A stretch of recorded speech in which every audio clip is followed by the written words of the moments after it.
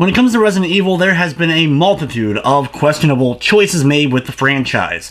One of the newest being Umbrella Corps, a multiplayer-focused shooter in the Resident Evil universe. However, is this multiplayer shooter a nice little gem for Resident Evil fans, or is it just another black eye for this long-running series?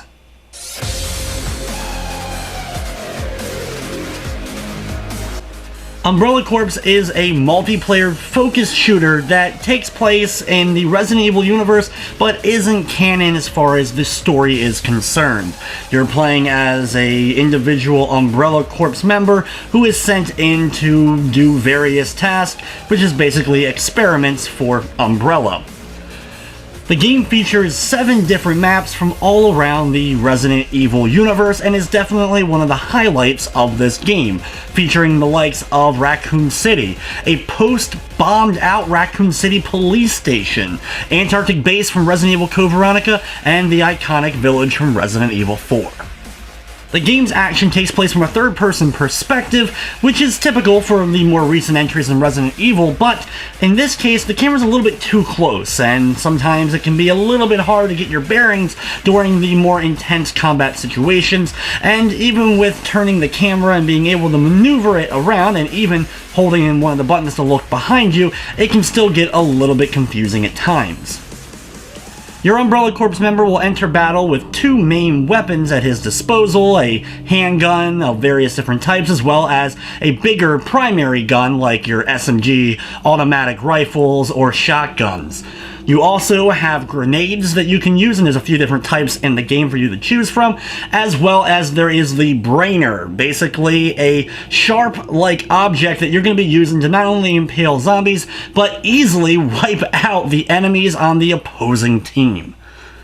The game's main focus, of course, is the multiplayer modes, and unfortunately there's only a couple of modes for you really to jump into. You do have ranked, public, as well as friend matchups. Thankfully, you can easily get into matches with your other friends. Unfortunately, though, once you do, there's only a couple of different matches for you to pick from. In fact, there's only 2 types of matches.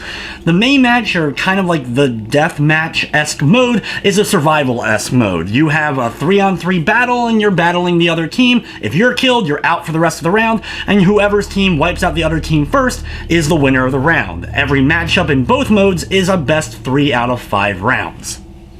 As for the other mode, the more enjoyable, at least from my perspective, is the multi-mission multiplayer. Here, every round has a different objective and they're picked at random. You may have one that's a spawn match. Basically, each team is allowed a certain number of respawns, and once that's wiped out, the other team is the winner.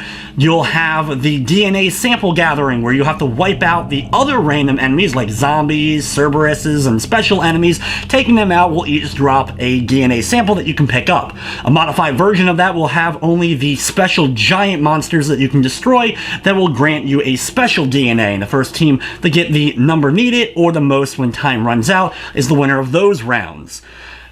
Other modes include Domination, where you take over a small portion of the map, and as long as your team is in that, you will rack up points, and up until a certain amount before that spot ends up changing to somewhere else. You'll also have times where you have to collect a number of briefcases. The first team to collect all of the briefcases, or the most at the end of the time, will be the winner, though most of these matchups, because it's only 5 briefcases on the maps, end up taking only a couple of seconds for them to end up being over. Similar to the spawn matchups, you'll also have one where there's a designated leader on each team, and your goal is to kill that leader. Once he's killed, you'll get a point, and then it will switch off to one of the other ones. And similar to DNA mode, you also have the collar mode, where you defeat an enemy, they end up dropping a collar, and you end up picking that up, and the first one to kill enough of their opponents to pick up enough collars is the winner. Every one of the rounds, this ends up changing, so it definitely keeps things fresh and exciting, but I really wish you could have picked each one of these different mission types individually from the main multiplayer menu. It's cool that they do have a decent amount of types here, but unfortunately, you can't actually play them. Instead, you have to just hope that you end up getting the ones that you want once you end up entering into a match. Before going into a matchup, you can set up your weapon loadout. There's a good amount of weapon loadouts for you to customize and set up there. Unfortunately though, most weapons in the game are locked from the start, and you have to level up by gaining experience through the multiplayer matchups in order to unlock most of the weapons, as well as various color schemes and costume changes for your character. There are a couple of cool costume elements, including a few unlockable character faces from the Resident Evil universe, but overall the default stuff is pretty drab. You get to vote before each matchup also for which map that you want to tackle, and there are small and large versions of each of the maps. Though honestly, it only adds a tiny bit. Usually an extra floor, for example in Raccoon City, you'll add the sewer area to the map, but overall, the maps are still relatively small. Then again, it is only 3-on-3 matchups, so you don't want too large of a map, so I understand why they're relatively confining, but overall I wish there was a bit more here, or especially just some bigger matches overall.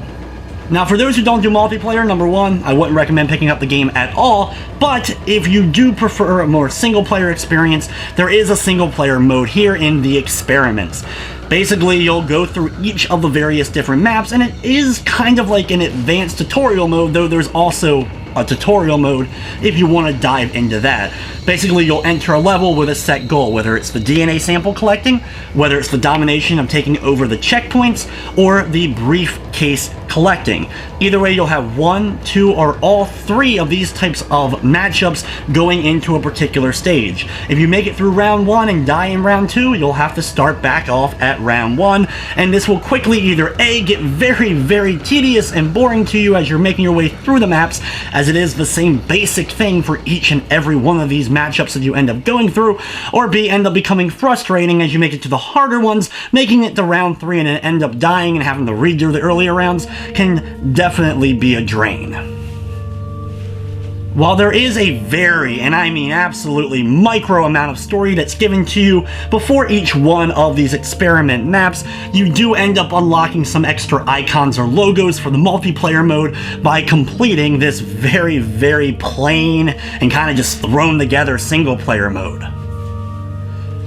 Honestly, one of the few things that sets Umbrella Corps apart, though, is the fact that on a map, there isn't just the enemy team. You're battling the zombies, the Cerberuses, as well as the more advanced creatures, but you're not going to be fighting the really advanced stuff of the Resident Evil universe, like Lickers, or Hunters, or El Gigante, or anything like that.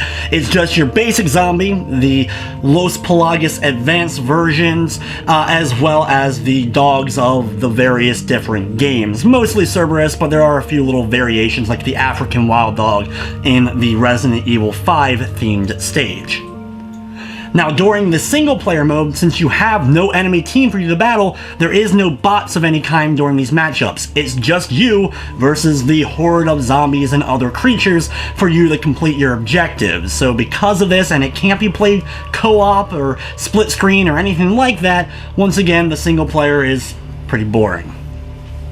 From a technological standpoint, the game did run fine. It didn't crash on me. There was a little hint of slowdown here and there, especially when things got a little bit hectic, but also when like stuff like victory or you lose comes up on the screen. The game definitely lowered the frame rate a bit, but overall it wasn't too bad or take me out of the experience. When it came to online, as long as the team I was battling or my teammates all had a strong connection, the game ran smooth as silk. But if you ran into any problems with somebody with a not so great connection, you'll of course have the classic multiplayer teleporting all around, and there was definitely some questionable hit detection when it comes to the gun butting, and especially when it comes to the brainer weapon. Pretty much from my experience online so far, most people are running around and just trying to use the brainer in order to take people out, and it definitely has some finicky hit detection and delay when it comes to using that.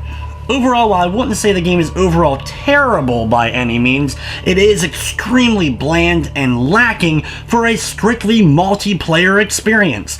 Yes, you get to unlock stuff as you level up, but with the lack of different play modes and play styles for you to jump into, being only the 3-on-3, no kind of co-op or split screen for the very lackluster single player, or just some other things that keep you interested. Even using the Resident Evil license, it's basically teasing us us with the likes of the Antarctica level or the Resident Evil 4 Village, and it just makes you end up wanting to play those games, what with better graphics. While I did have some minor fun here and there with Umbrella Corps, it definitely is not going to be a game I would recommend for Resident Evil fans, and it's honestly best just to avoid overall.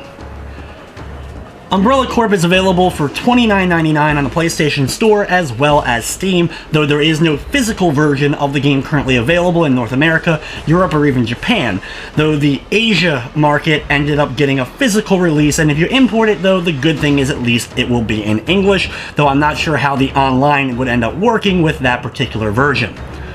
When all is said and done though, I'm going to be giving Umbrella Corp a 3 out of 10. I had some mild fun with it, but honestly it's way too bare bones for the $29.99 price tag, and there are definitely a ton of better multiplayer games out there, and this is barely even a game you could consider within the Resident Evil world. But anyway guys, that's going to wrap up this review. I'd like to thank you for watching, and of course, I hope you enjoyed.